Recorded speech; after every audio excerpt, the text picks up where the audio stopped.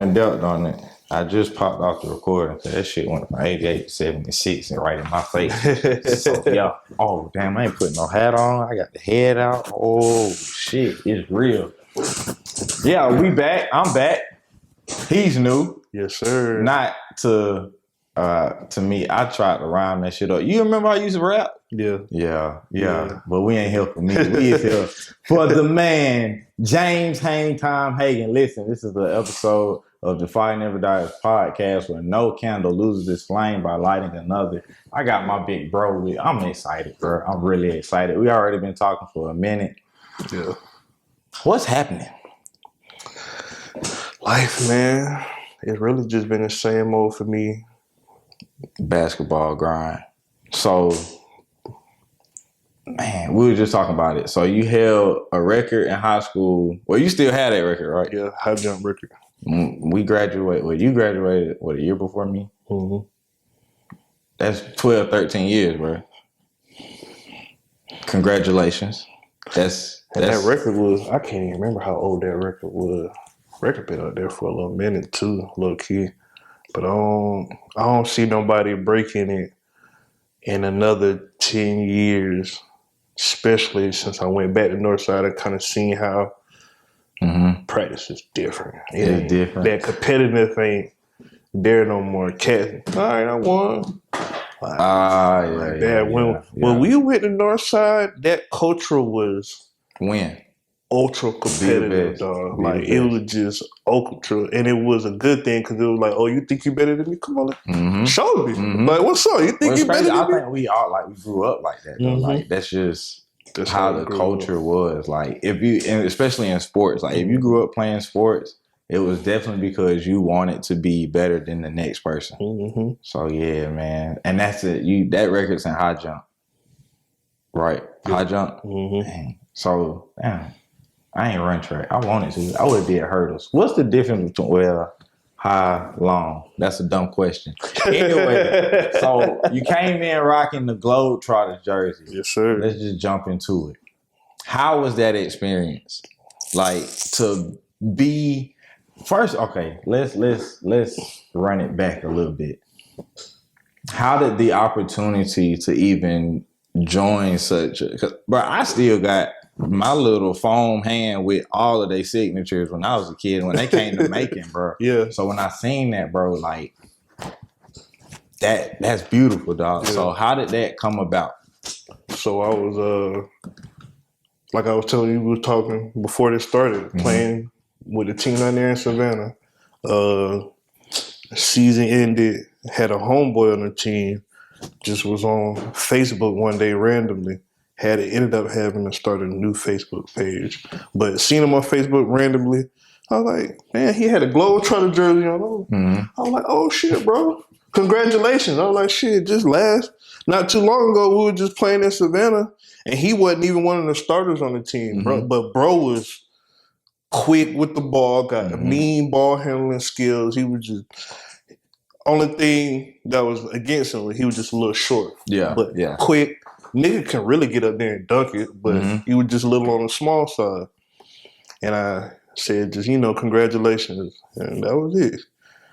2-3 days later, he messaged me back and was like, nigga, you still dunking like you dunking? Yeah. I was like, yeah. He was like, if I get you a tryout, you ain't gonna make me look bad. I said, nigga, you know who you talking to? Run it.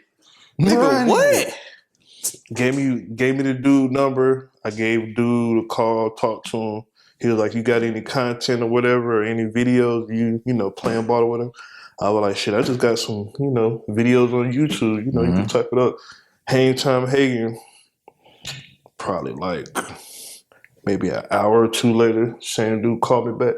Oh man, I seen no video. That's a yeah, I'm like, set up a tryout. He was like, if you know anybody else, and one thing about me, bro, if I get a chance to try with something and you tell me I can, even if I know a nigga not gonna make the team, the fact that I can get you the opportunity to try, they gonna fly you to Atlanta because they were flying cats from all over the place to Atlanta to the trial. I was hitting up old teammates I played with. Hey, nigga, I know you a rim grazer, but you ain't trying to try out for the Globetrotters. Like, come on, bro. You can just say you tried out for them. You need, like, that's just the type of person I am. So I did get one of my homeboys. Shout out to my boy 5'9" Dunker boy. 5'9" could flip, dunk, mean athletic. But yeah, went out there, tried out for the team, and out of had to be like 15 of us minimum.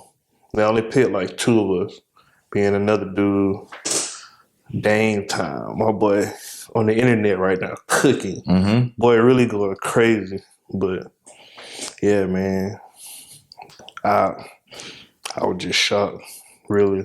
For one, I was just happy to be able to get a trial. Yeah. Kind of felt like, dang, all this work I did. Because at that point, I was a little old, 20, 29. So at that time, I'd have been doing it for like 4 or 5 years. So yeah. So what year was this? This was the year COVID hit. Okay. So when I was on the team year, COVID kind of, when they shut down everything, that's when. And y'all still played? We played. So when, I think it was like when the NBA shut down. Oh, okay. Probably I literally watched it happen.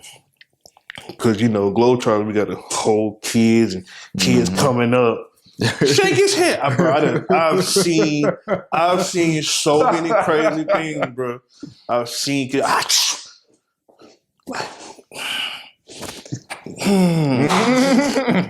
like, man.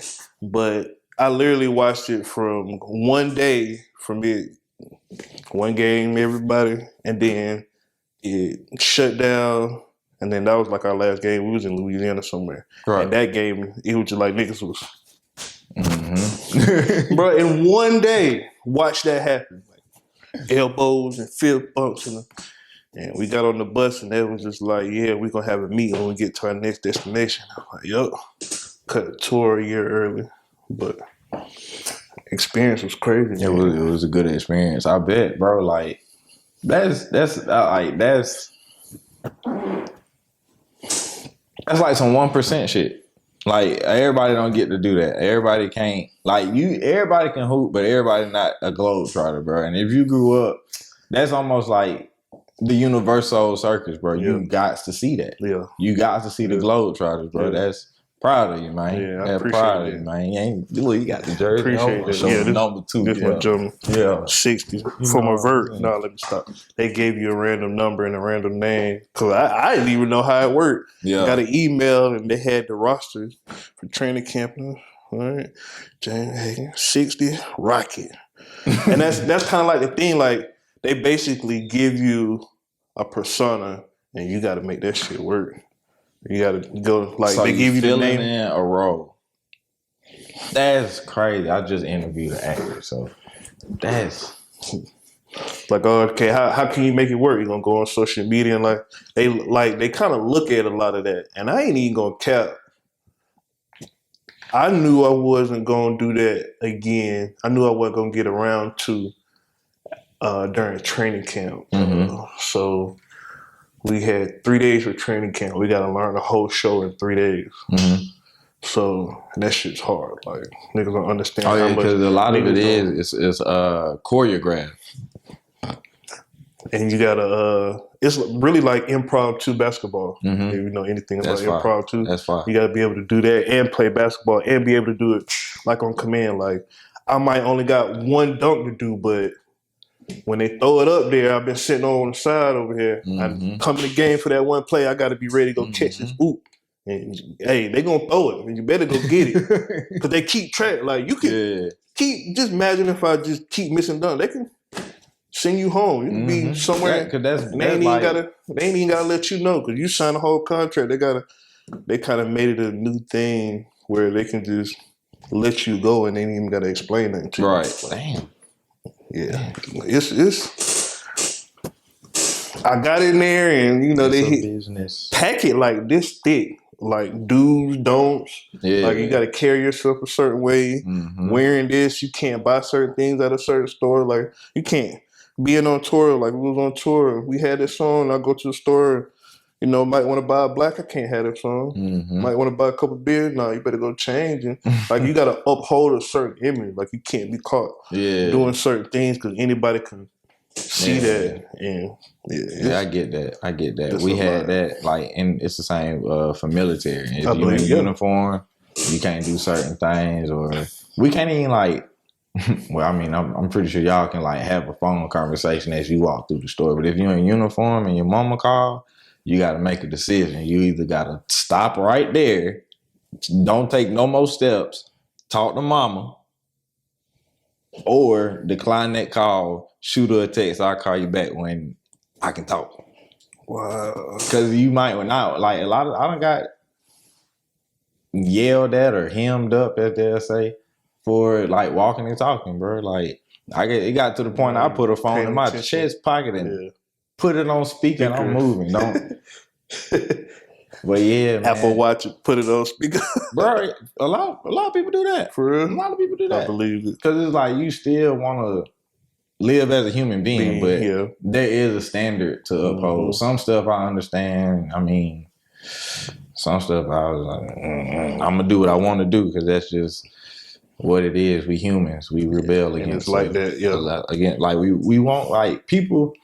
I think as human beings, bro, we naturally want like a certain level of freedom anyway. Like we really want freedom, bro. So yeah, man, it's times I had to go sit down and figure out if I even wanted to stay in the military because of some of the things that I could or couldn't do. Have you ever been benched before? How was it? How did it make you feel? And what was it like getting that spot back? Oh, I'm finna go out there and prove a point. Yeah. I remember playing with that team when I was playing in Savannah. When I first got on the team, went to the trial, I knew I made it. And this, not trying to like boast, but this is facts. Every time I went and tried out for something, 80% of the time before the trial was over, I already knew I made it. Because someone already done pulled me to the side and was like, hey, you know, woo. Yeah. Most of the time and every time I went and tried out for a team, I've made a team. That's always, anytime I went out, tried out for something, Ball Up, Globetrotters, anything, tried out for, made the cut. You know, for Ball Up, might have not have won the, you know, out of everybody they chose like one person at the end, kind of like, you know, N1 used to do it. Yeah. Like you could play against the N1 team out of the probably like 10, they choose one person and then the finale. It didn't make, you know, nothing like that, but still to be able to play against them cats and get chose by, I think it was Gilbert Arenas and Eric Gordon. Like they chose the team. So that was cool. But one game coach had me come off the bench and I was just like, I ain't say nothing. I ain't show no emotion. I was like, I get in the game. Gonna go crazy. They had a double that game coming off the bench. Still got a job to do. Yeah. Still got a job to do. Yeah, I felt that. I got benched in high school, bro, playing soccer. I was upset about that. But bounced back, did the thing. Yeah. That, like, it's competitive. Like, it's something about being able to lose it and get it back, bro. Because I low-key like being the underdog. Like, I like people looking at me and be like, nah, he. Yeah. Because so many people do that to me. A lot of people, like, I see it for where like, people don't want to give me my credit, don't want to give me my flowers. That's cool. Yeah. Oh, you play for the Harlem Ass Shakers. Okay, that's cool. Little do you know, you go out there and you're getting cooked. Like, even when I was out there, it was a reality check. I was like, no, these niggas could go. Yeah. Like, I remember we had one day at practice, we were doing King of the Court. I just so happened to came out on fire. Like, cooking the first three niggas. I was just like, ooh, shit. I was like, ooh, shit. Then niggas started like, okay, all right, young, you know, getting to like some of the older heads. Like, you got to think about it. These niggas were the best niggas in their division. Like, all these niggas went to college. Like, D1 colleges and were like top players in their division. And I'm just like, it's been times where I was just like, yeah, bro, I know I'm not supposed to be out here. Yeah. So you're saying you don't walk into the room and you don't feel like look smallest man on the totem pole? Yeah. I love that feeling though. Yeah. How'd that make you feel? Like I knowing I'm like now I'm not even supposed to be here, but it makes me appreciate the moment because I might not be the best, but I put in work. Like if people, especially people who know me, like when I first came home from college, it was like for a good them first 3 to 4 years, I didn't work. All I did was wake up every day and go hoop at the park. We played out at Sewer Circle, Fountain, Ferguson, mostly Ferguson. That's when Ferguson was jumping. Every day getting up to, they had no job. Go home, play the game online, wake up the next day, go hoop. Like that was it. Like that's all I focused on. But it takes that level of focus though. Success in anything requires a certain level of focus. Any of these books, like we read Black Privilege, we talked about that. But any of these I ain't even read this one yet, and I know for a fact it's gonna have something about like you gotta lock in. You low key gotta be crazy in a way. Obsession. I have a solo episode about it, bro.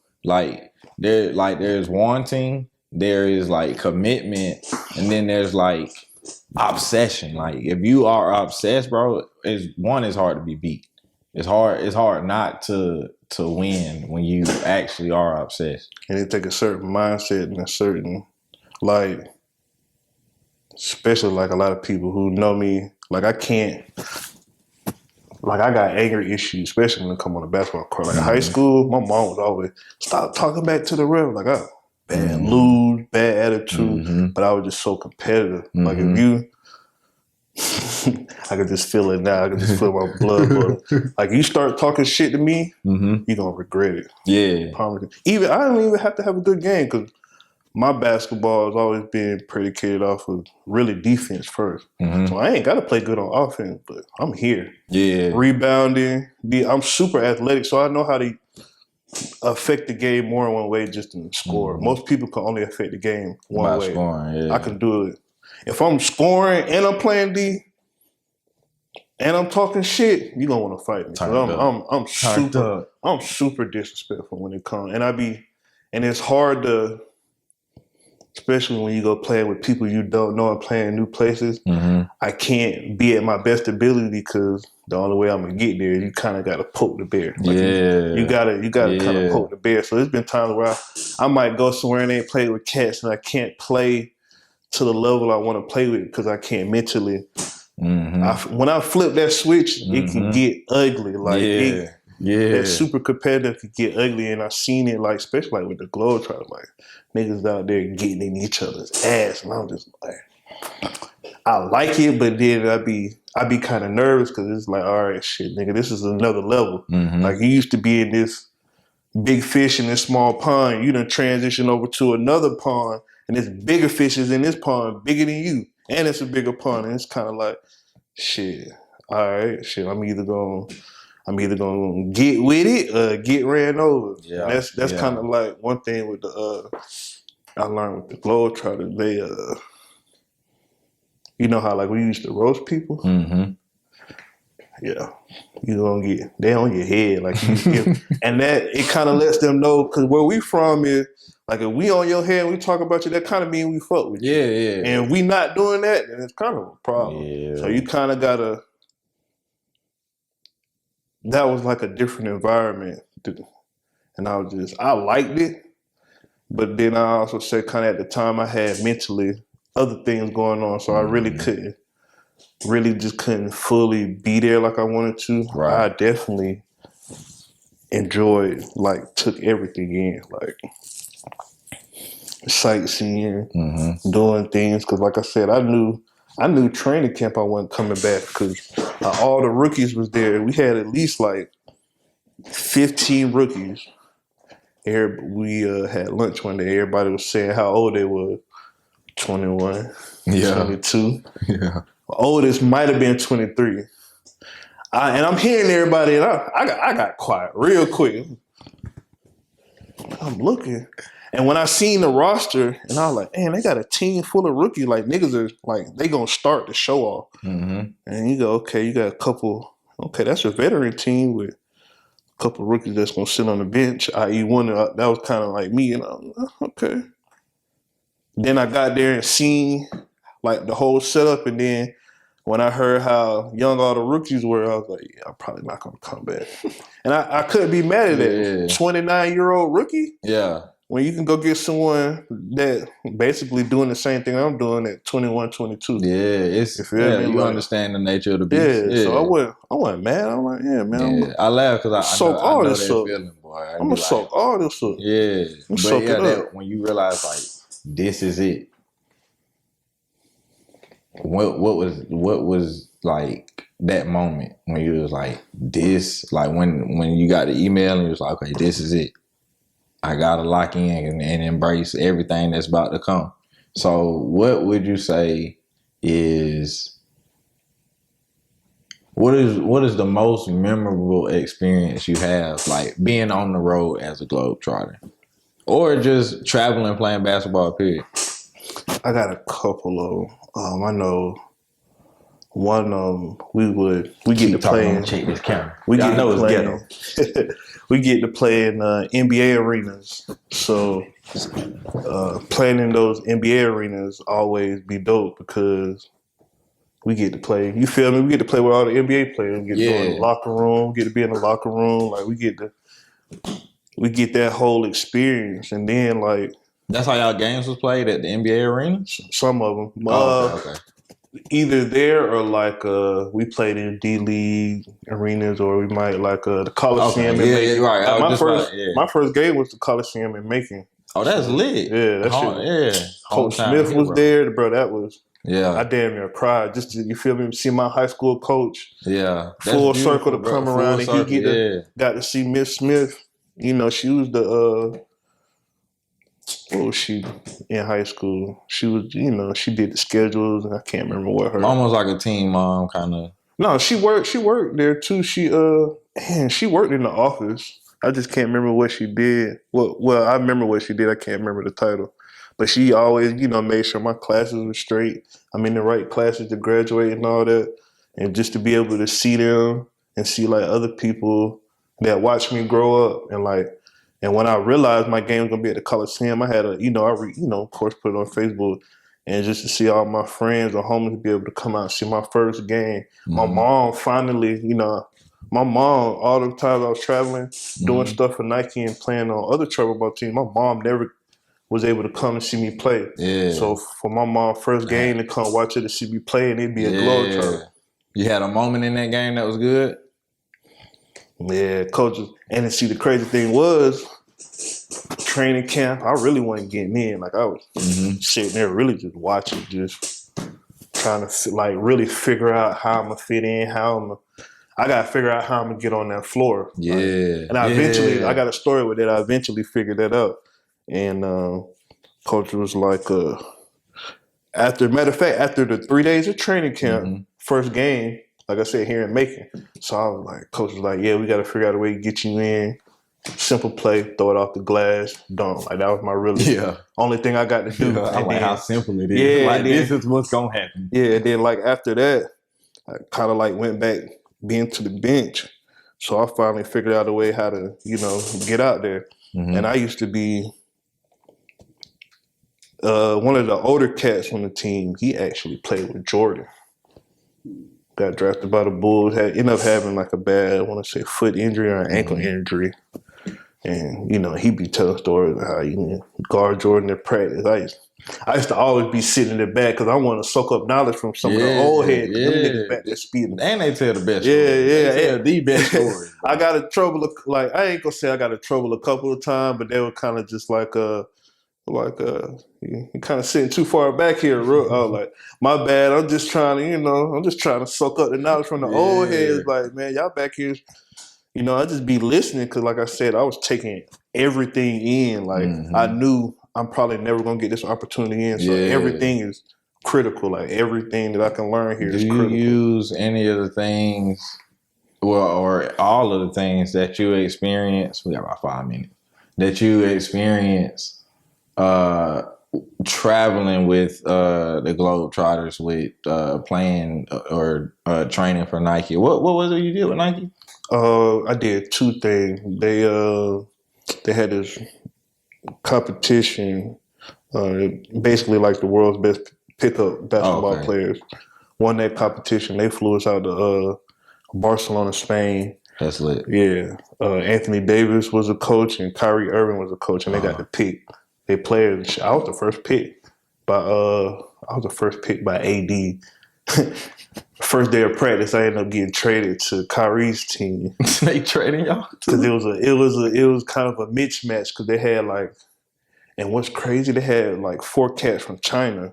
I remember thinking, I post one on more. I'm thinking I'm finna get an easy bucket. I'm thinking I'm finna boom, spin baseline and dunk it. Yeah, that nigga might have. Oh, that little motherfucker strong. Pass that bitch back out. Hold on. Yeah. It was like cause like I said, like it was cats from all over the country, Germany, China, France, like. So it was just, I did that, and then I also did a dunk contest for KD at the Nike World Headquarters. That was dope. You use any of those experiences or life lessons, like going forward now, just in your everyday life? Oh yeah, doing all that stuff kind of makes me see the world different. Like I look at the world different. Like materialistic things really don't matter to me. Family is real important. Like family and making memories. That's like real important to me. Because at the end of the day, that's really what you're gonna have. Like before you die, you're gonna think about all the memories that you had. You're not gonna care that you had a Rari or you know when you die. When I die, you can look up and see that I was a Harlem Globetrotter. Like records. I might die, my record still might be standing. Like things like that. Like being in the like I'm always gonna be in the high school when I won state for track. I'm always gonna be in that book. Yeah. I'm always gonna be in that book forever. Like stuff like that. Like I've cared about stuff like that. Like I wanted to be remembered and just wanted to be recognized. Like I always wanted to tell somebody this because I've always kept it to myself. Like in high school, I was like obsessed. Like I had a hatred for the football team. I hated y'all niggas. I'm not gonna cap. And I think niggas don't understand like why I went so hard in like everything. Like because it was like low key, I'm not even gonna cap. My senior year, it was Northside football and James Hagan. Like I was breaking records. I'm on magazines. Just how Rise magazine. Y'all was in the Rise magazine. I'm in the Rise magazine. Like that kind of drove me to, especially like when it came to track. Like, all right, we ain't all that in basketball, but I know track is an individual sport. Yeah, I know I'm finna go out there. And you think you finna? All right. Yeah. I used to make niggas quit before the event started. Oh, you coming in at 6 feet, 6'2"? Man, this ain't even my event. I quit, man, for this. I can't even jump 5'10". You starting at 6'2". For real. Like, yeah. And I remember, I can't remember specifically. It probably was a basketball game because I remember just showing up just to talk shit from the stand. I love doing that. Yeah. Bro, I have seen you locked in before, and it's a different level. It's a different person. I know it's a running joke. We gotta be quick. Probably gonna have a part 2 for this because this shit is good. Got to. But listen, damn, bro, I'm gonna have to run that camera back. But I forgot what I was about to say. I've seen you locked in before. I was gonna make a joke about Erkland, Stephon. Oh yeah. I saw you did it for Halloween. Yeah. I finally, yeah. What is next? We got 1 minute left. What is next for you? I really don't know. I'm kind of at that crossroad where I am. Do I still want to, chase this whole, do this basketball thing, or like I said, you get older, so life, bills, trying to start a family, whoop de whoop. So I think I'm kind of at that that crossroad. If I ain't there, I can see it coming. Yeah. So I know I still got a good window of athleticism left. I'm 32. Mm-hmm. Most people my age when went to school at 32 are not. Yeah, they can't.